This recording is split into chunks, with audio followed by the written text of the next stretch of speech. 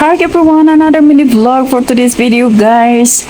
Mag-explore tayo dito sa napakagandang view na akala mo nasa New Zealand ka. Diba? New Zealand! So yan. Diba ang ganda?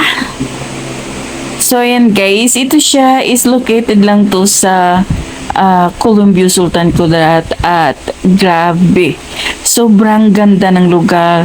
Presko, ang ganda ng tanawin, nakaka-amaze siya guys. So yun guys, explore natin at mag-ikot-ikot lang tayo dito sa napakagandang tanawin. At ayan, nagbi-video at nagpo-post si Manay Gina nyo guys.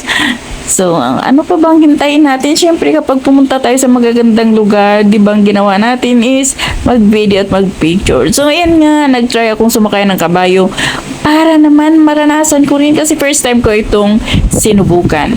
So guys, from here, puntahan naman natin at i-explore ang beauty ng kanilang underground river. At ito ay tinatawag nilang Fitam Kligo Underground River. So ang gandang tanawin, ang ganda ng rock formation.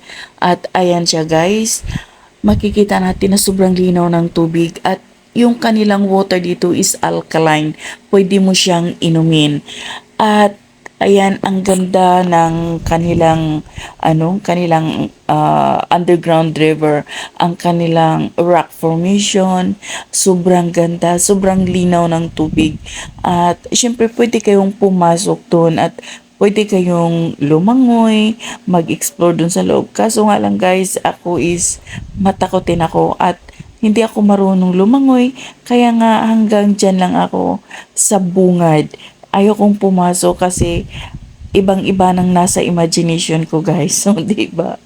Takot na. Nag-i-imagine pa kung ano-ano. So, yun lang guys. Grabe, ang ganda talaga.